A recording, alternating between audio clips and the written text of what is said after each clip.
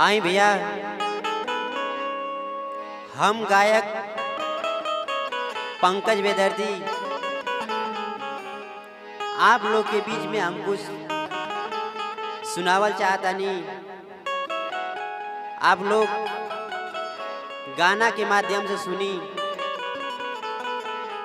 देखी कैसे कहे कि बा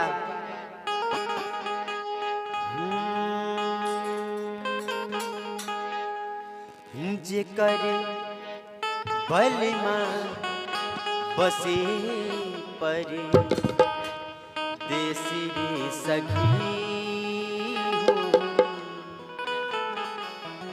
हो, जे करे बलमा बसे पर देसी रे सखी ओकर ससुरा से नीक नाई हरवे बाजे कर राजा जी बसे पर देसी रे सखी ओकर ससुरा से नीक नाई हरवे बाजे कर राजा जी बसे पर देसी रे सखी।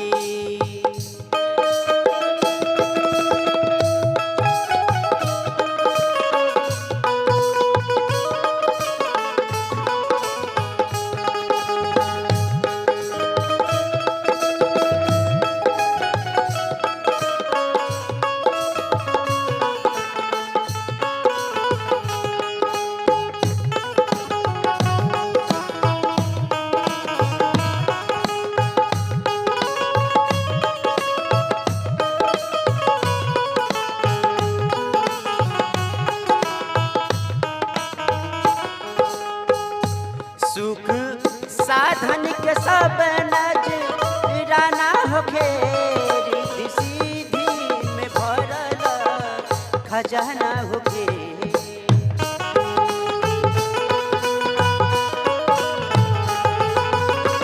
सुख साधन के सब नजराना होके रिद्धि सीधी में भरल खजाना होके। नीति नव व्यंजन परोसल जाई, नीति नव व्यंजन परोसल जाई ओकर अमृत के घूटी चहरवे बाजे कर बलमा बसे पर देसी रे सखी ओकर ससुरा से नीक नाई हरवे बाजे कर बलमा बसे